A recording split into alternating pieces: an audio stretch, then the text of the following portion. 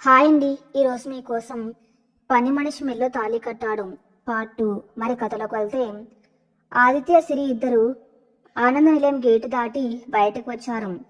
ఆదిత్య తన కారుకి స్క్రేట్ కార్స్ అన్ని ఇంట్లోనే వదిలేశాడు. జోబులో ఉన్న కొద్దిపాటి నగదు తప్ప అతని దగ్గర ఏమీ లేదు. సిరి కన్నీళ్లు ఆపుకోలేకపోతుంది. దేశాన్ని శాసించే ఓ కోటీశ్వరుడు కేవలం తన కోసం రోడ్న పడ్డాడు అనే నిజం ఆమెను కుంగదీస్తుంది. ఏడు పాపు సిరి, ఇప్పుడు మనం ఎక్కడికి వెళ్ళాలో ఆలోచించాలి అన్నాడు ఆదిత్య నవ్వుతూ. ఎలా నవ్వగలుగుతున్నారు ఆదిత్య గారు? 100 కోట్లు వదిలేసి రోడ్డు మీద నిలబడ్డారు అంది సిరి బాధగా. నాకు డబ్బు పోయినందుకు బాధలేదు సిరి, నా భార్య నా పక్కన ఉన్నందుకు ఆనందంగా ఉంది. పద వెళ్దాం అంటూ ఒక ఆటో పిలిచాడు ఆదిత్య. ఆటోలో సిరికి దూరంగా ఉన్న ఒక మధ్యతరగతి కాలనీకి వెళ్ళాడు. అక్కడ ఆదిత్య స్నేహితుడి విక్రమ్ ముందే ఒక చిన్న డబల్ బెడ్రూమ్ ఫ్లాట్ అద్దెకు తీసుకుని ఉంచాడు. ఆదిత్య ముందు చూపుతో ఒకవేళ తాతయ్య ఒప్పుకోకపోతే ఉండటానికి వీలుగా దాన్ని సిద్ధం చేయించాడు. ఆ ఫ్లాట్ చాలా చిన్నది. ఆనంద నిలయంలో ఆదిత్య బెడ్రూమ్ అంతకు లేదు. ఇంట్లో సామాన్లు ఏమీ లేవు.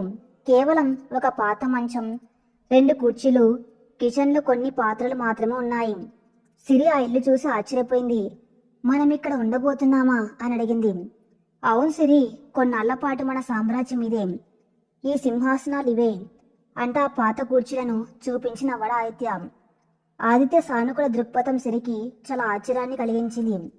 ఇన్ని కష్టాల్లో కూడా అతను తను నవ్వించడానికి ప్రయత్నిస్తున్న తీరు ఆ మనసును హత్తుకుంది.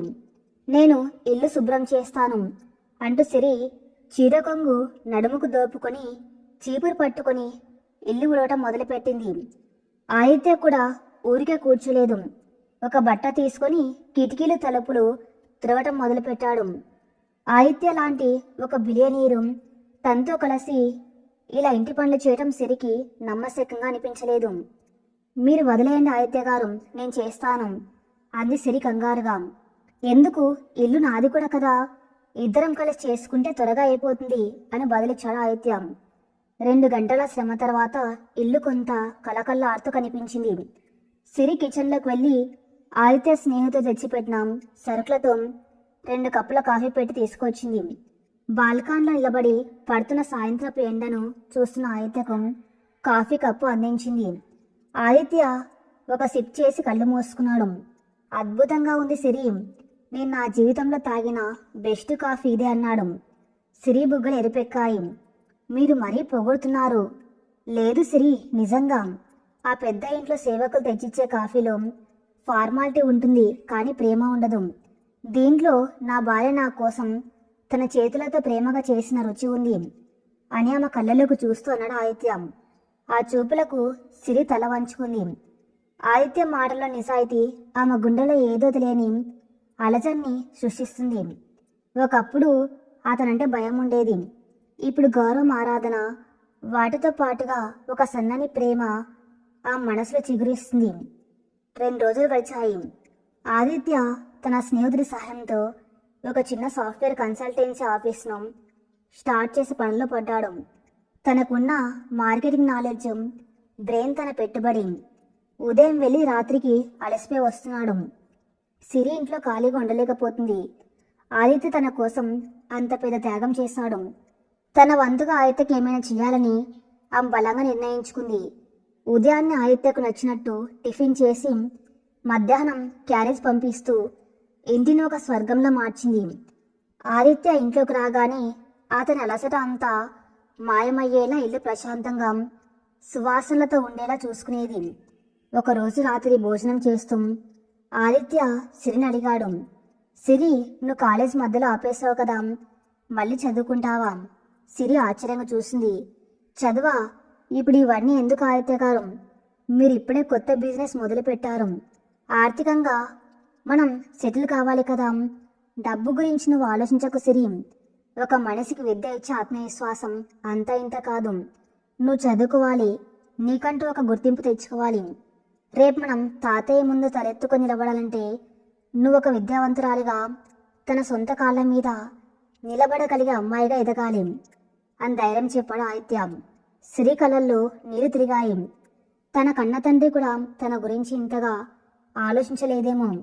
సరే ఆదిత్య గారు, మీ ఇష్టమంది. మరుసటి రోజు నుంచి సిరి కరస్పాండెన్స్ ద్వారా డిగ్రీ పూర్తి చేయడానికి అప్లై చేసింది. అలాగే ఆదిత్య బిజినెస్లో అకౌంట్స్, అడ్మినిస్ట్రేషన్ చూసుకోవడానికి తను కూడా ఆఫీస్కి వెళ్ళడం మొదలుపెట్టింది. ఇద్దరు కలిసి ఒకే బైక్ మీద ఆఫీస్కి వెళ్ళటం, కలిసి కష్టపడడం వారి మధ్య ఉన్న దూరాన్ని బాగా తగ్గించింది. ఇక్కడ ఆదిత్య తన కొత్త జీవితంలో బిజీగా ఉంటే, అక్కడ ఆనంద నిలయంలో రఘుపతి వర్మ పరిస్థితి దయనీయంగా మారింది. ఆ పెద్ద ఇంట్లో ఆయన ఒక్కడే ఒంటరైపోయాడు. ఆదిత్య లేని ఇల్లు ప్రాణం లేని దేహంలా తయారైంది. ఉదయం లేవగానే తాతయ్య అని పిలిచే ఆదిత్య గొంతు కోసం ఆయన చెవులు ఆరడపడుతున్నాయి. బిజినెస్ వ్యవహారాలు చూసుకోవడానికి ఆదిత్య లేకపోవడంతో బోర్డ్ ఆఫ్ డైరెక్టర్స్ ఆయనపై ఒత్తిడి తీసుకురావడం మొదలుపెట్టారు. ఇదే అదనుగా భావించిన స్నేహ తండ్రి ప్రకాష్ రఘుపతి వర్మ దగ్గరకు వచ్చాడు.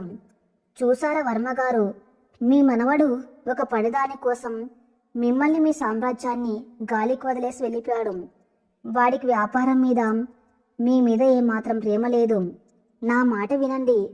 మన 2 కంపెనీలు మెర్జ్ చేద్దాం. మేనేజ్మెంట్ డైరెక్టర్ పోస్ట్ నాకు ఇవ్వండి. నేను అన్ని లాభాల్లోకి తీసుకువస్తాను అని నక్క వినయంతో అన్నాడు ప్రకాశం. రఘుపతి వర్మకి ప్రకాష్ ఉద్దేశం స్పష్టంగా అర్థమైంది. ఆదిత్య లేకపోవడంతో తన ఆస్తిని కాజేయడానికి ప్రకాష్ వేస్తున్న ప్లాన్ ఇది అని ఆయన గ్రహించాడు.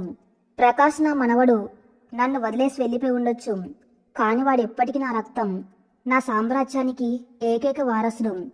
నువ్వు, నీ కూతురు నా ఆస్తిని చూసి వచ్చారు, కానీ వాడు నా ప్రేమ చూసి పెరిగాడు. నా ఆస్తిని నేను ఎవరికి పడితే వాళ్ళకి అప్పగించే రకాన్ని కాదు. యూ కెన్ లీవ్ నౌ అని కరాఖండిగా చెప్పేశాడు వర్మ. ప్రకాష్ అవమానంతో రగిలిపోతూ అక్కడి నుంచి వెళ్ళిపోయాడు.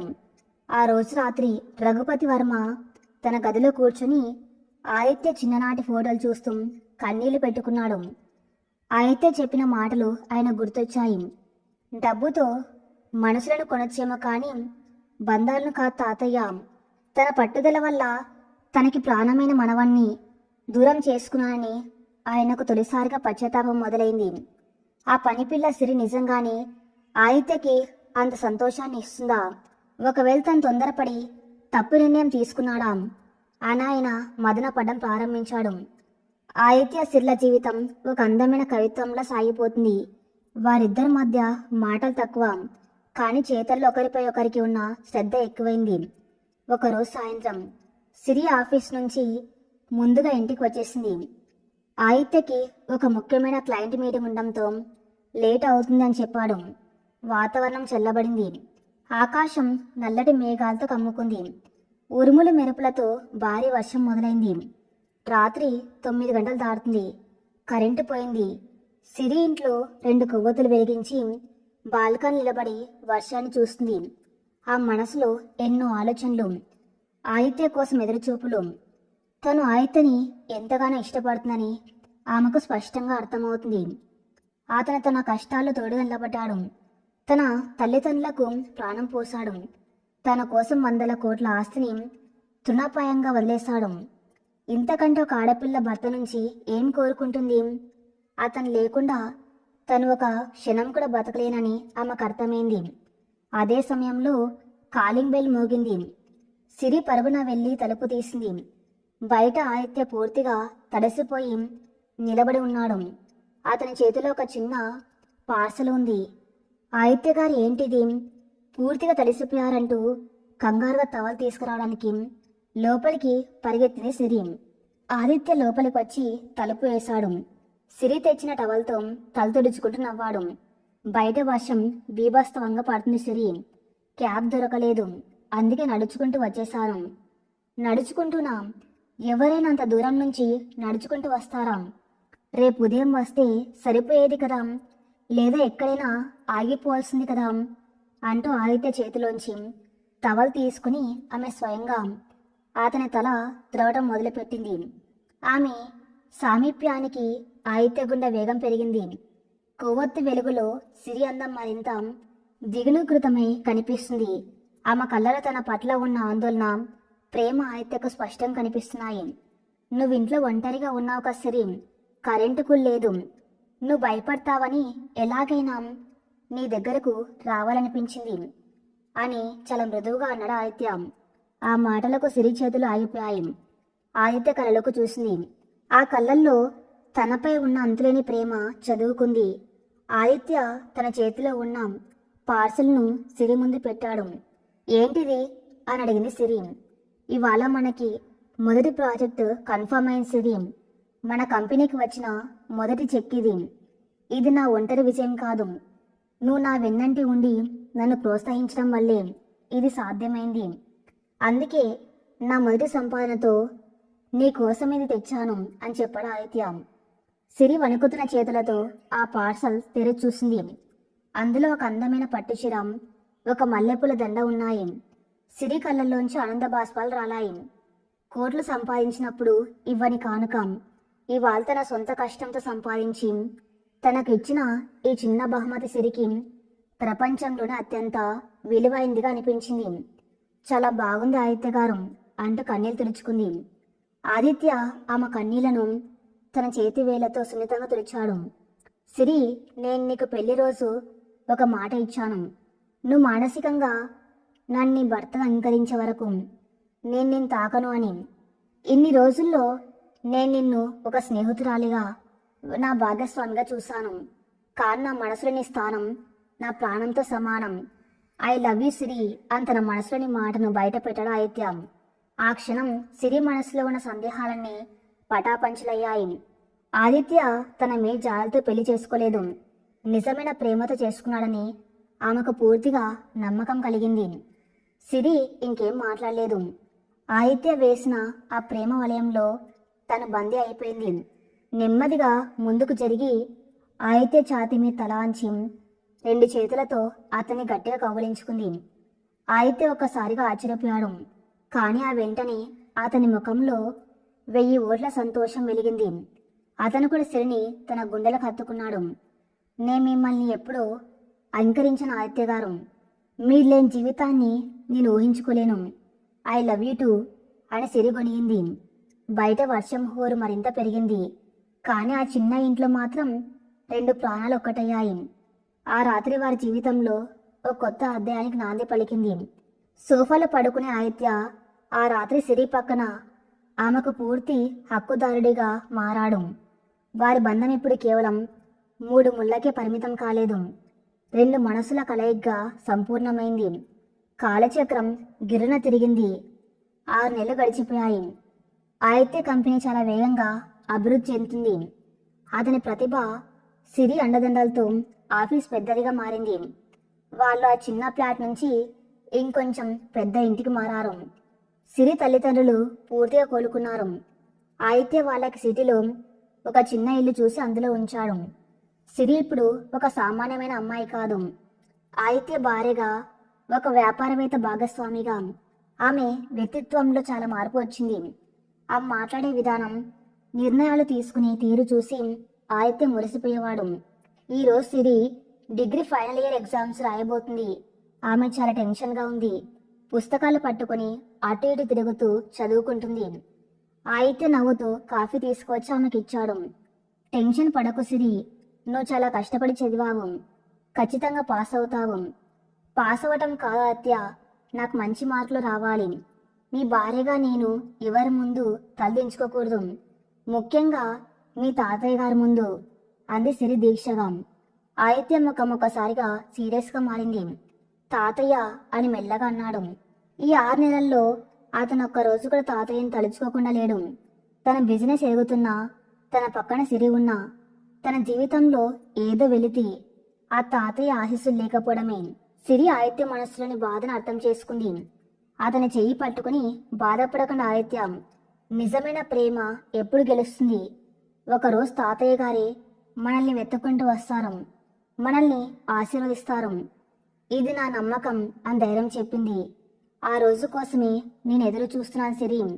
సరే, నువ్వు బయలుదేరు, నేను నిన్ను ఎగ్జామ్ సెంటర్లో డ్రాప్ చేస్తాను అన్నాడు ఆదిత్య. కారులో వెళ్తూ ఉండగా ఆదిత్య ఫోన్ మోగింది. ఆదిత్య పర్సనల్ అసిస్టెంట్ కిరణ్ నుంచి కాల్. హలో కిరణ్, చెప్పు అన్నాడు ఆదిత్య. అవతలైపు కిరణ్ గొంతు వణుకుతుంది. సార్, రఘుపతి వర్మ గారికి హార్ట్ అటాక్ వచ్చింది. ఆనంద హాస్పిటల్ ఐసీయూలో అడ్మిట్ చేశాము. పరిస్థితి విషమంగా ఉంది సార్. ఆదిత్య గుండె ఒకసారిగా ఆగిపోయినంత పనింది. బ్రేక్ గట్టిగా వేయటంతో కారు రోడ్డు మధ్యలో ఆగిపోయింది. చేతిలో నుంచి ఫోన్ జారి కింద పడింది. ఆదిత్య ఏమైంది ఏమైంది అని సిరి కంగారుగా అడిగింది. ఆదిత్య కళ్ళల్లోంచి ధారగా నీళ్లు కారుతున్నాయి. తాతయ్యకి హార్ట్ అటాక్ వచ్చిందట సిరి. ఐసీలో ఉన్నారు అని చిన్నపిల్లల ఏడ్చేశాడు. సిరి ఒక క్షణం కూడా ఆలోచించలేదు. కారు ఆనంద హాస్పిటల్కి పోనివ్వండి ఆదిత్య. ముందు తాతయ్య గారిని చూద్దాం. నా ఎగ్జామ్స్ మళ్ళీ రాయవచ్చు. తాతయ్య గారి ప్రాణం ముఖ్యం అని దృఢంగా చెప్పింది. ఆదిత్య సిరి వంక కృతజ్ఞతగా చూసి కారును హాస్పిటల్ వైపు వేగంగా పోనించాడు. ఆనంద హాస్పిటల్ నగరంలోని అత్యంత ఖరీదైన అత్యాధునిక సౌకర్యాలు ఉన్న ఆసుపత్రి అది. కానీ ఆదిత్యకి ఇప్పుడు అదొక నరకంలా కనిపిస్తుంది. కారు బ్రేకులు గట్టిగా వేసి హాస్పిటల్ ఎమర్జెన్సీ వార్డు వైపు ప్రాణాలు అరచేతులు పెట్టుకుని పరిగెత్తాడు ఆదిత్య. అతని వెనకాలే సిరి కూడా వేగంగా నడుస్తూ వచ్చింది. ఐసీ బయట ఆదిత్య పర్సనల్ అసిస్టెంట్ కిరణ్, ఇంకా కంపెనీకి చెందిన కొంతమంది బోర్డు మెంబర్స్ ఆందోళనగా నిలబడి ఉన్నారు. ఆదిత్యం చూడగానే కిరణ్ పరుగున వచ్చాడు. కిరణ్, తాతయ్యకి ఎలా ఉంది? డాక్టర్లు ఏమంటున్నారు? అసలు సడన్గా ఏమైంది? ఆదిత్య గొంతు వణుకుతుంది. కళ్ళలోంచి నీళ్లు ఆగకుండా కారుతున్నాయి. వందల మందికి జీతాలు ఇచ్చే ఒక సంస్థకు అధిపతి ఇప్పుడు ఒక చిన్న పిల్లలా వినిపిస్తున్నాడు. సార్, మీరు ముందు ధైర్యంగా ఉండండి. వర్మ గారు ఉదయం ఆఫీస్కి వచ్చారు. మీటింగ్ జరుగుతూ ఉండగానే ఛాతిలో నొప్పి వస్తుందని చెప్పారు. వెంటనే హాస్పిటల్కి తీసుకొచ్చాము. మేజర్ హార్ట్ అటాక్ అని డాక్టర్లు చెప్పారు. ఇంకా అబ్జర్వేషన్లోనే ఉంచారు సార్ అని చెప్పాడు కిరణ్. సరిగ్గా అదే సమయానికి అక్కడికి ప్రకాష్, అతని కూతురు స్నేహ వచ్చారు. ప్రకాష్ ముఖంలో దొంగ జాలి, స్నేహ కళ్ళల్లో ఎప్పట్లాగే అహంకారం కనిపిస్తున్నాయి. ఆదిత్య పక్కన ఉన్న సిరిని చూడగానే స్నేహ ముఖం అసహ్యంగా మారింది. ప్రకాష్ ఆదిత్య దగ్గరకు వచ్చి, చూసావా ఆదిత్య, నీ మొండితనం వల్ల ఈరోజు మీ తాతయ్య ప్రాణాల మీదకు తెచ్చుకున్నాడు. తన మాట కాదని ఈ పని పిల్లని పెళ్లి చేసుకున్నప్పటి నుంచి ఆయన ఎంత నరకం అనుభవించాడో నాకు తెలుసు. నీకు నిజంగా ఆయన మీద ప్రేమ ఉంటే, ఆస్తి మీద ఆశ ఉంటే కనీసం ఎప్పుడైనా ఈ దరిద్రాన్ని వదిలించుకో అంటూ సిరిని చూపిస్తూ అన్నాడు. ఆదిత్య కళ్ళు కోపంతో ఎర్రబడ్డాయి. అతని చేతులు పిడికిలు బిగించాయి. కానీ ఇది గొడవపడే సమయం కాదని అతనికి తెలుసు. ప్రకాష్ గారు, నా తాతయ్య ప్రాణ పరిస్థితిలో ఉంటే మీరిక్కడ కూడా మీ వ్యాపార బుద్ధిని, నీచమైన ఆలోచనను బయట పెడుతున్నారు. నా భార్య గురించి ఇంకొక మాట తప్పుగా మాట్లాడితే నేను ఆదిత్య వర్మను అన్న విషయం మర్చిపోతాను. గెట్ అవుట్ ఫ్రమ్ హియర్ అని గట్టిగా హెచ్చరించాడు ఆదిత్య. ఆదిత్య కోపం చూసి ప్రకాష్ వెనక్కి తగ్గాడు. నువ్వు ఇంకా మారలేదు ఆదిత్య. తాతయ్య పోతే ఈ ఆస్తికి దిక్కు ఎవరుంటారో చూస్తాను కదా అని గొనుక్కుంటూ స్నేహం తీసుకుని కొద్దిగా దూరంగా వెళ్ళి కూర్చున్నాడు. సిరి ఆదిత్య చేయి పట్టుకుని సున్నితంగా నిమిరింది. ఆదిత్య, వాళ్ళ మాటలు పట్టించుకోకండి. తాతయ్య గారు చాలా బలమైన మనిషి. ఆయనకేమీ కాదు. మనం డాక్టర్ గారితో మాట్లాడదాం రండి అని అతన్ని సముదాయించింది. అప్పుడే ఐసీయూ తలుపులు తెరుచుకుని డాక్టర్ రావు బయటకు వచ్చారు. ఆయన రఘుపతి వర్మకు చాలా ఏళ్లుగా ఫ్యామిలీ డాక్టర్. డాక్టర్ అంకుల్, తాతయ్యకి ఎలా ఉంది? ఐ వాంట్ మై తాతయ్య బ్యాక్. మీరెంత ఖర్చైనా చేయండి.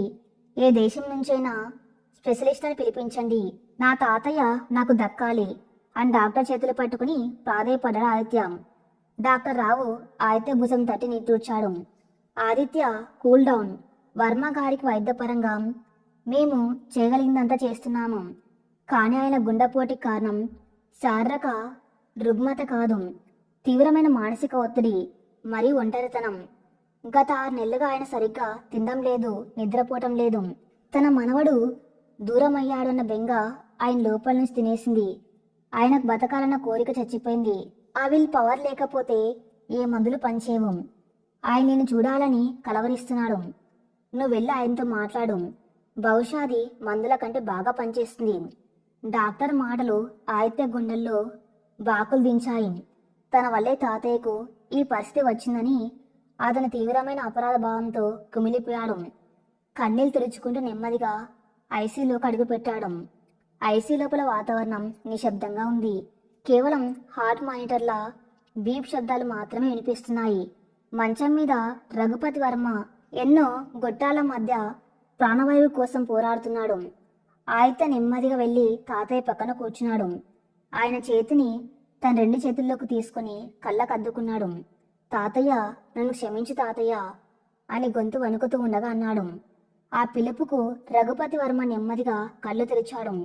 ఎదురుగా తన ప్రాణమైన మనవని చూడగాని ఆ ముడతలు పడిన కళ్ళల్లోంచి నీటి దారులు మొదలయ్యాయి. ఆక్సిజన్ మాస్క్ ఉన్నా సరే ఆయన పెదాలు ఆదిత్య అని పిలవటం ఆదిత్యకు అర్థమైంది. తాతయ్య, నేను వచ్చేసాను తాతయ్య. ఇక నిన్ను వదిలి ఎక్కడికి వెళ్ళను. నువ్వు త్వరగా కోలుకొని ఇంటికి రావాలి. మనం మళ్ళీ ఆనంద నిలయంలో పాత రోజుల్లో ఉందాం. ప్లీజ్ తాతయ్య, నా కోసం బతుకు అని బోర్న విలిపించాడు ఆదిత్య. రఘుపతి వర్మ తన వణుకుతున్న చేతిని పైకెత్తి ఆదిత్య తల నిమిరాడు. ఆయన చూపులో ఆదిత్య పట్ల ఉన్న ప్రేమ, ఇన్నాళ్ళు పట్టిన పంతం పట్ల పశ్చాత్తాపం స్పష్టంగా కనిపిస్తున్నాయి. ఆదిత్య అక్కడే గంటల తరబడి కూర్చున్నాడు. బయట సిరి ఒక రాతి విగ్రహంలా కూర్చుని ఉంది. ఆ మనసులో ఎన్నో ఆందోళనలు. ఒకవేళ తాతయ్యకి ఏమైనా జరిగితే ఆదిత్య ఆ బాధను తట్టుకోలేడు. తన వల్లే తాతయ్యకు దూరం కావాల్సి వచ్చిందని, ఆదిత్య తను ద్వేషిస్తాడా అనే భయం ఆమెను తెలియచేస్తుంది. తన ఫైనల్ ఇయర్ ఎగ్జామ్స్ రాయకపోయిన బాధ ఆమెకి క్వశ్చన్ గుర్తులేదు. మధ్యాహ్నం అవుతుంది. ఆదిత్య ఉదయం నుంచి ఏమీ తినలేదని సిరికి గుర్తొచ్చింది. బయటకు వెళ్ళి ఒక కప్పు కాఫీ, కొన్ని బిస్కెట్లు తీసుకొని ఐసీ డోర్ దగ్గరకు వెళ్ళింది. నర్సు సహాయంతో ఆదిత్యను బయట పిలిపించింది. ఆదిత్య గారు, ప్లీజ్ ఇది కొంచెం తాగండి. మీరు నీరసపడిపోతే తాతయ్య గారిని ఎవరు చూసుకుంటారు అని కాఫీ కప్ అందించింది సిరి. ఆదిత్య ఏం మాట్లాడకుండా యాంత్రికంగా ఆ కాఫీ తీసుకొని తాగాడు. సిరి, నా వల్ల ఇదంతా జరిగింది. నేను ఎంత స్వార్థపరున్నో కదా, నా ప్రేమ కోసం తాతయ్యని వదిలేశాను అని పశ్చాత్తాపంతో అన్నాడు. లేదు ఆదిత్య గారు, ఇందులో మీ తప్పు ఏమీ లేదు. పరిస్థితులు అలా జరిగాయి. ఇప్పుడు మీరు ధైర్యంగా ఉండాలి. నేను డాక్టర్ గారితో మాట్లాడాను. తాతయ్య గారికి ఔషధాల కంటే ప్రేమ ఆప్యాయత అవసరమని చెప్పారు. మీరు ఆయన పక్కనే ఉండండి. బయట విషయాలు, హాస్పిటల్ బిల్లులు, ఆఫీస్ వ్యవహారాలు నేను చూసుకుంటాను అని బాధగా చెప్పింది సిరి. ఆమె మాటల్లోని ఆత్మవిశ్వాసం, ఆపదలో ఆమె ఇస్తున్న ధైర్యం చూసి ఆదిత్య కొద్దిగా ఉపశమనం కలిగింది. థ్యాంక్ యూ సిరి, నా జీవితంలోకి నువ్వు రావటం నిజంగా నా అదృష్టం అని ఆమె చేతులు పట్టుకున్నాడు. 2 రోజులు గడిచాయి. రఘుపతి వర్మ ఆరోగ్యం నెమ్మదిగా కుదుట పడుతుంది. ఆదిత్య ఐసీలోనే ఉంటూ తాతయ్యని కంటికి రెప్పలా చూసుకున్నాడు. ఇటువైపు బయట సిరి ఒక అద్భుతమైన మార్పును ప్రదర్శిస్తుంది. రఘుపతి వర్మ హాస్పిటల్లో ఉండడం వల్ల ఆనంద గ్రూప్ ఆఫ్ కంపెనీస్ షేర్లు పడిపోవడం మొదలయ్యాయి. ఇదే సరైన సమయంగా భావించిన ప్రకాష్ బోర్డ్ ఆఫ్ డైరెక్టర్స్తో ఒక రహస్య మీటింగ్ ఏర్పాటు చేసి రఘుపతి వర్మ స్థానంలో తనను తాత్కాలికంగా చైర్మన్గా ప్రకటించుకోవాలని కుట్ర పన్నాడు. ఈ విషయం కిరణ్ ద్వారా సిరికి తెలిసింది. వెంటనే ఆమె హాస్పిటల్ లాంచ్లో ఉన్న ల్యాప్టాప్ తీసుకుని కిరణ్తో కలిసి పనిలో పడింది. గత 6 నెలలుగా ఆదిత్య కంపెనీలో అడ్మినిస్ట్రేషన్ చూసుకోవటం వల్ల ఆమెకు వ్యాపార మెలకువలు బాగా తెలిసాయి. దానికి తోడు ఆమె చదివిన డిగ్రీ జ్ఞానం కూడా తోడైంది. ప్రకాశన్ కో హాస్పిటల్ లాంచ్లోని ఒక చిన్న మీటింగ్ ఏర్పాటు చేశారు. చూడండి బోర్డు మెంబర్స్, వర్మ గారికి ఆరోగ్యం బాగలేదు. ఆదిత్య కంపెనీ వ్యవహారాలు పట్టించుకోవడం లేదు. మన షేర్ హోల్డర్స్ ఆందోళన చెందుతున్నారు. కాబట్టి కంపెనీని కాపాడడానికి పవర్ ఆఫ్ ఆర్డర్ని నా పేరు మీద మార్చడం ఒక్కటే మార్గం అని పత్రాలు ముందు పెట్టాడు ప్రకాశం. డైరెక్టర్లు అందరూ సరే అని తల ఊపుతూ సంతకాలు చేయడానికి సిద్ధమయ్యారు. ఒక్క నిమిషం ప్రకాష్ గారు అంటూ గంభీరమైన స్వరంతో ఎంట్రీ ఇచ్చింది సిరి. ఆమె వేసుకున్న సింపుల్ కాటన్ చీర, ముఖంలో ఉన్న ప్రశాంత, కళ్ళల్లో ఉన్న తీక్షణత చూసి అక్కడున్న వారంతా ఆశ్చర్యపోయారు. నువ్వేంటి ఇక్కడ? ఇది 100 కోట్ల ఆనంద గ్రూప్ బోర్డ్ మీటింగ్. నీలాంటి డెకరేషన్ పని వాళ్లకు ఇక్కడ స్థానం లేదు. సెక్యూరిటీ అని అరిచాడు ప్రకాశం. సిరి ఏమాత్రం బెదర్లేదు. ముందుకు నడుచుకుంటూ వెళ్ళి ఒక ఫైల్ ప్రకాష్ ముందు పడేసింది.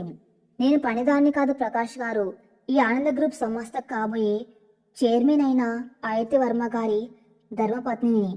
మీరు చట్టవిరుద్ధంగా మేనేజింగ్ డైరెక్టర్ సంతకం లేకుండా ఈ బోర్డు మీటింగ్ ఎలా నిర్వహిస్తారు? అంతేకాదు, మీ కంపెనీ గత 3 ఏళ్లుగా ఆనంద గ్రూప్కి చెల్లించవలసిన 50 కోట్ల రూపాయల బకాయిల లెక్కలు ఈ ఫైల్లో ఉన్నాయి.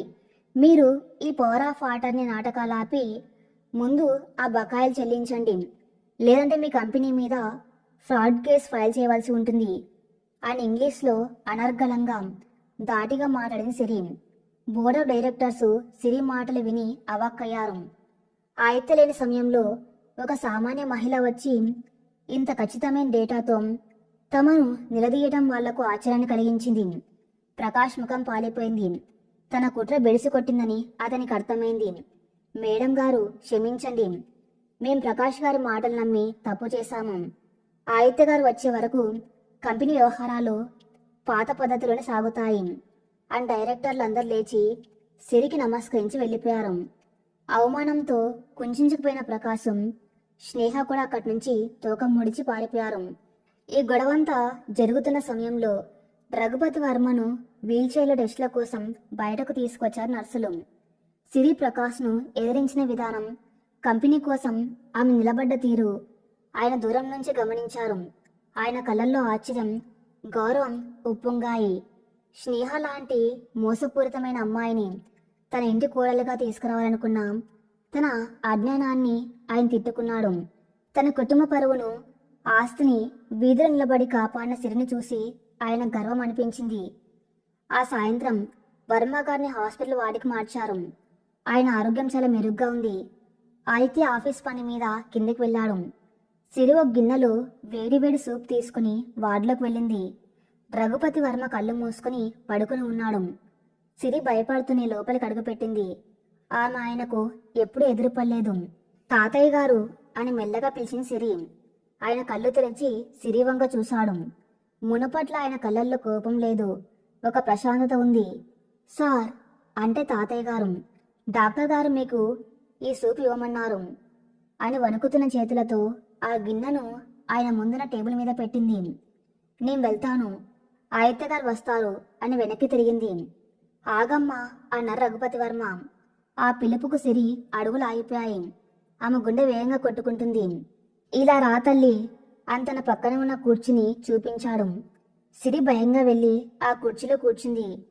ఉదయం బోర్డు మెంబర్స్ దగ్గర నువ్వు మాట్లాడిన తీరు నేను విన్నాను. నా సామ్రాజ్యాన్ని కాపాడడానికి ఒక సింహంలో నిలబడ్డావు. నువ్వు కేవలం ఒక అందమైన అమ్మాయి మాత్రమే కాదు, అపారమైన ధైర్యం, బుద్ధిబలం ఉన్న మహిళవి అని వాళ్ళు నాకు అర్థమైంది అని నెమ్మదిగా స్పష్టంగా అన్నాడు వర్మ. సిరి తల్లించుకుని కన్నీళ్లు పెట్టుకుంది. నన్ను క్షమించమ్మా, నా ఆస్తి అంతస్తుల అహంకారంతో నీలోని మంచిని చూడలేకపోయాను. నా మనవడు నిన్నెందుకు ప్రాణంగా ప్రేమిస్తున్నాడో ఇప్పుడు నాకు తెలిసింది. నువ్వు నా ఇంటికి అలంకారం కాదు, నా ఇంటికి పునాదివి, నా మనవడి ప్రాణానివి. ఆ రోజు నేను నిన్ను ఇంటి నుంచి గెంటేశాను. ఈరోజు ఈ తాత అడుగుతున్నాడు, నా ఇంటి మహాలక్ష్మిగా తిరిగి ఆనంద నిలయానికి వస్తావా తల్లి అని 2 చేతులు జోడించి కన్నీళ్లతో అడిగాడు రఘుపతి వర్మ. సిరి వెంటనే ఆ కుర్చీలోంచి లేచి ఆయన కాళ్ళ మీద పడి వెక్కి వెక్కి ఏడ్చేసింది. అలా అనకండి తాతయ్య గారు, మీరు మా దేవుడు. ఆదిత్య గారికి ఈ ఆస్తులేవి వద్దు తాతయ్య, మీ ప్రేమ ఒక్కటి ఉంటే చాలు. మేం మీ దగ్గరే ఉంటాము, మీ పాదాల దగ్గరే ఉంటాము అంటూ ఆయన కాళ్ళను కన్నీళ్లతో తడిపేసింది. సరిగ్గా అప్పుడే తలుపు తెరుచుకుని లోపలికి వచ్చిన ఆదిత్య ఆ దృశ్యాన్ని చూసి శిలలా నిలబడిపోయాడు. తన జీవితంలో తను అత్యంత ప్రేమించే 2 వ్యక్తులు కన్నీళ్లతో ఏకమవటం చూసి ఆదిత్య గుండె ఆనందంతో నిండిపోయింది. ఆదిత్య పరిగెత్తుకుంటూ వెళ్ళి తాతయ్యను సిరిని ఇద్దరిని గట్టిగా హత్తుకున్నాడు. నాకు నా తాతయ్య దొరికేశాడు సిరి, నా తాతయ్య నాకు దొరికేశాడు అని చిన్నపిల్లాల్లా ఎగిరి గంతేశాడు ఆదిత్య. హాస్పిటల్ వార్డు మొత్తం ఆ ముగ్గురు ఆనంద బాష్పాలతో నవ్వులతో నిండిపోయింది. గత 6 నెలలుగా ఆదిత్య మనసులో ఉన్న పెద్ద భారం ఈ రోజు తీరిపోయింది. డబ్బు ముందు బంధాలు ఓడిపోతాయనుకునే సమాజంలో నిజమైన ప్రేమ, త్యాగం ముందు ఆస్తులు, అంతస్తులు తర్వాస్తాయని సిరి నిరూపించింది. ఒక వారం తర్వాత రఘుపతి వర్మ పూర్తిగా కోలుకొని డిశ్చార్జ్ అయ్యాడు. ఆనంద నిలయం మునుపటి కంటే అందంగా ముస్తాబైంది. వందలాది మంది పనివాళ్లు, బంధువుల మధ్య ఆదిత్య సిరి ఇద్దరు ఆనంద నిలయంలోకి అడుగుపెట్టారు. ఈసారి సిరి ఒక పనిపిల్లలా కాకుండా ఆ 100 కోట్ల సామ్రాజ్యానికి మహారాణిలా, ఆదిత్య వర్మ ధర్మపత్నిలా తలెత్తుకొని లోపలికి నడిచింది. గుమ్మం దగ్గర తాతయ్య స్వయంగా హారతి ఇచ్చి సిరిని ఇంటి లోపలికి ఆహ్వానించాడు. కానీ ఆనందం వెనుక ఎప్పుడు ఒక అపాదం పొంచి ఉంటుందంటారు. ఆదిత్య సిరిల జీవితంలోకి మరో కొత్త తుఫాన్ రావడానికి సిద్ధంగా ఉంది. ప్రకాష్ నేహ తన అవమానానికి ప్రతీకారం తీర్చుకోవడానికి వేసిన ప్లాన్ వాళ్ళ ముందు ఒక అదృశ్యశత్రువులా ఎదురు చూస్తుంది. మరి తర్వాత ఏం జరగబోతుందో నెక్స్ట్ పార్ట్లో చూద్దాం. నెక్స్ట్ పార్ట్ కోసం నా ఛానల్ని ఫాలో అవుతూనండి. Thank you for listening.